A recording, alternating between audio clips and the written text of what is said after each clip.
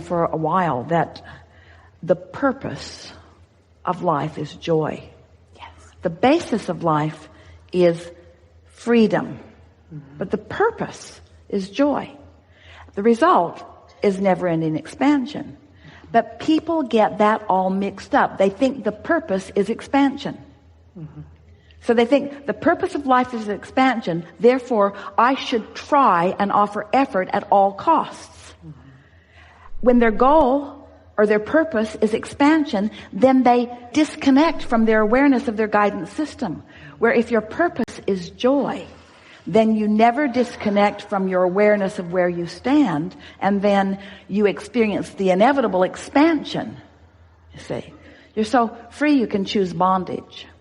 So freedom is really an interesting thing. You're so free that you can think whatever thought you want. You can establish any vibrational point of attraction that you give your attention to. Freedom, it just is. You are free. No one is vibrating for you. No one is emitting signals for you. Oh, there is influence, but that's all about your giving your attention to something. It's about you tuning into it. In other words, it's like just because the radio station is broadcasting doesn't mean you have to hear it in your car. You got to turn something on and you got to tune to it. In other words, it's not asserting itself into your realization unless you do some tuning. So there are a lot of people that are doing a lot of tuning, not even knowing they're doing the tuning, and then complaining about what they've tuned into and wanting it to go away. And we say, that's really going about it the hard way, because now you've got to control the whole world and you can't. You don't even know what you want from the whole world. But when your purpose is joy, now you are at the place that you will tune yourself into the frequency that allows you all of this. We're glad that that was inspired to you. We're glad that you received that clarification, because it's a really good place to insert something so poignant and perfect into this conversation. You are magnificent receivers of wonderful things, but most people don't know it. And so we want to find a way of soothing you into you letting the good stuff that you deserve and that you've been asking for and that you've identified come to you. But you're hard to soothe because you've got so many preconceived notions of who you are and so many preconceived notions of what you should be doing, that when we say to you that your singular work is to find a way to soothe yourself right now into letting all of the goodness in, it doesn't seem enough for you, because a lot of times you feel like you've been sitting there and it hasn't been coming, but you've been sitting there in a resistant vibration and you don't need to do that anymore. Have you received any clarity at all today?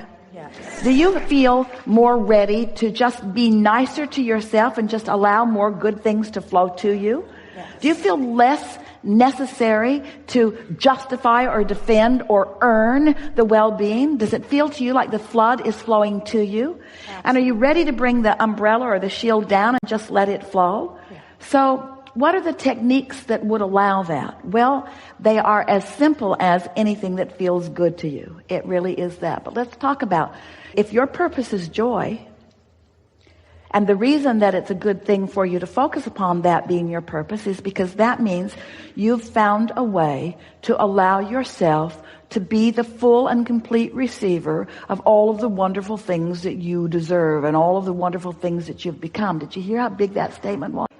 The things that you've been asking for, that you've put into your vortex, begin flowing in a steady stream into your experience. And so you call that manifestation. We call that the natural rhythm. So is that clear? Yes. You create the atmosphere of joy one way or another. You just figure it out. Just figure it out. Don't ask us how to do it. Look at stuff and it feels joyful. Keep looking at it. And if it doesn't, look somewhere else. And just keep looking around till you find things that feel good. Think thoughts until you find some that feel good. And when you find some that feel good, remember them. Remember them. Esther found a new app. She was so excited to find it because she's spread out all over the place. And the app is, where is it? Where is it? And so, well, there it is. So now where's my phone that has the app in it that says, where is it? Where is it? Where is it? Well, she wants to remember where she's put things, and we want you to remember the things that you've found here. So what's the purpose of life? Joy. And where do you find that? Well, you got to kind of look for it at first, but you find it in not complicated places. Don't look for it in those hard relationships. And don't look for it in the government. Don't look for it there. And don't look for it on CNN either. In other words, look for it in logical places. Look for it in nature. You'll always find it there. Outdoors, look for it in sure places. In other words, look for it where you think it might be. Look for it where you think it might be. And why are you looking for it where you think it might be? Because you want to find it. Don't look for it where you're not going to find it. Look for it where you're very sure that it's going to be. Where you going? I'm looking for joy. Where is it? It's around. Well, how are you going to find it? I'm looking in all the easy to find places. I'm looking in the logical places. When you go into your kitchen and you need a frying pan, do you look in the refrigerator for it? Do you look in the wastebasket? Don't you look in the logical place for it? Don't you kind of pretty much know where things logically are? We know you live with some unreasonable people, and sometimes things aren't where they logically should be. We know that every analogy is a little off in some ways. So what's the purpose of life? And are there easy to find places of that? And is it a manifestation that is evident to you? Can't you feel it? And what happens when you focus upon something for just a little while? Easier. Momentum ensues and it becomes bigger. And so isn't it logical that if you look for joy and find it and care about it and acknowledge it, that you would feel the inspiration to express it, to talk about it, to acknowledge it, and then doesn't that mean the momentum will become more and more? In other words, there isn't anything that you have come to the conclusion that you want that we weren't there every step of the way as you were coming to those decisions and conclusions. The only difference between you and your human form and us as we stand in our non-physicalness is that with each thing that you ask for, we receive it fully and don't contradict it with a belief that does not allow it to sustain. In other words, we're cleaning up the vibration as we receive it. And you all let momentum get going pretty good before you try. Can you feel the difference in that? Yeah. That's why if you meditate and you feel good and you move out into the day and you start not feeling so good, you're more likely to change your focus of attention in order to maintain your feeling good. Have we convinced you? Do you believe this at all? Do you believe that feeling good is an advantage? Yes. Yes. So do you feel good for the advantage it brings you? This is a trick question. Be careful. Or do you feel good because it feels good to feel good?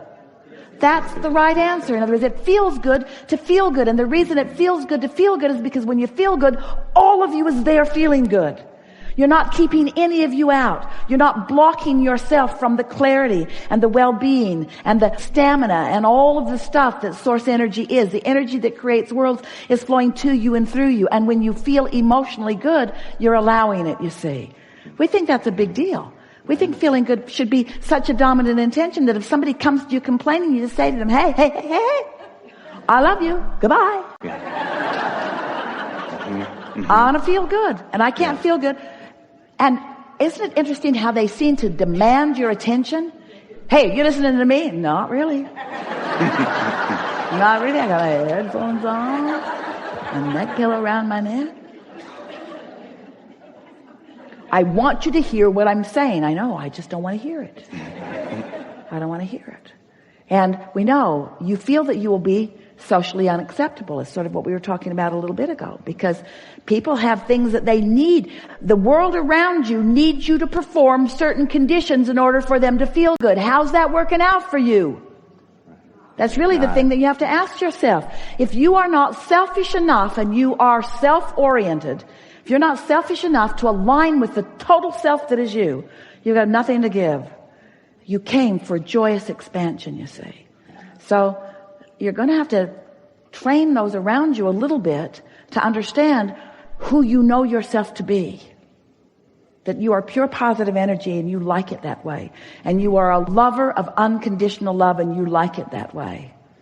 And it won't be long before you will have trained yourself into this frequency that then you can move among any conditions and not lose your balance.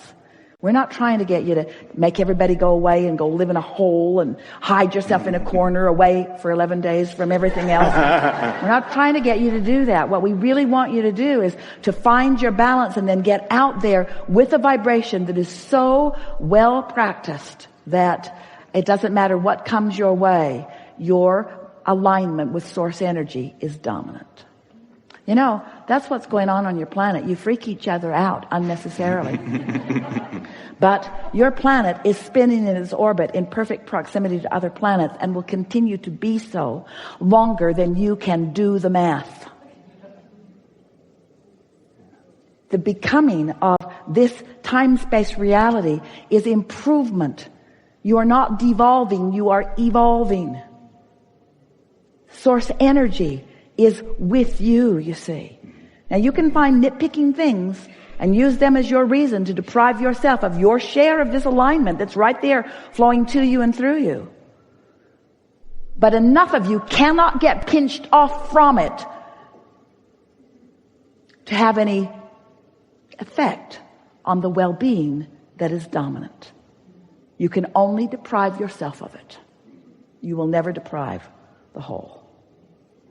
Isn't that good to know? The only thing that slows momentum is contradictory thought. Resistance is the only thing that slows momentum. Mm-hmm. So if you are aware of the way you're feeling, and the way to speed momentum is by reducing resistance. And the way to speed resistance is to become more specific. The way to slow resistance is to become more general. Mm-hmm. So you be general when you feel resistance. You become specific when you feel no resistance. You become general when you feel resistance. You become specific when you feel no resistance.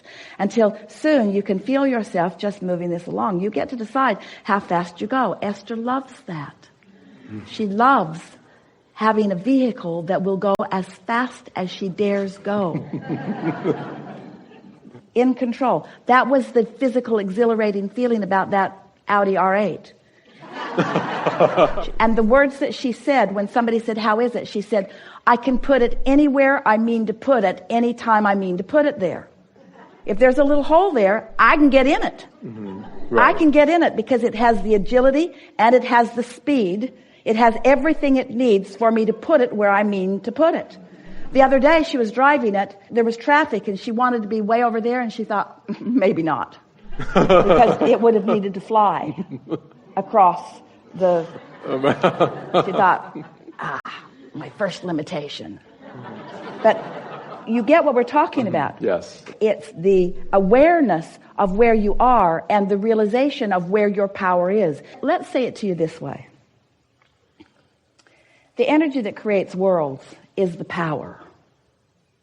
And it's all queued up and it's at a very high frequency and speed and it can accomplish anything. Right. So what you're talking about as a utilizer of this current or energy is effectively using it to the degree of your ability to receive it and direct it. Yes. Yes. So it's not about the power itself. It's infinite. It's about your ability to focus it within the confines of your understood limitations. Ooh. And your limitations can become more understood by you if you are emotionally savvy, if you are emotionally aware. Right. So it really boils down to something as simple as, if it feels good, give it more attention. If it feels not good, give it less attention. Absolutely. And the less good it feels, the less attention you want to give it. So actually what we're talking about in this unconditional love, we're wanting you to guide yourself into attention to conditions that are wobble-free. In other words, it's about offering attention to something that allows the fullness of you to flow. Right. We've offered an analogy for a long time. If you're going 100 miles an hour and you hit a tree, it's a big problem. If you're going 5 miles an hour and you hit a tree, it's not such a big problem. So if there are trees that you haven't dealt with,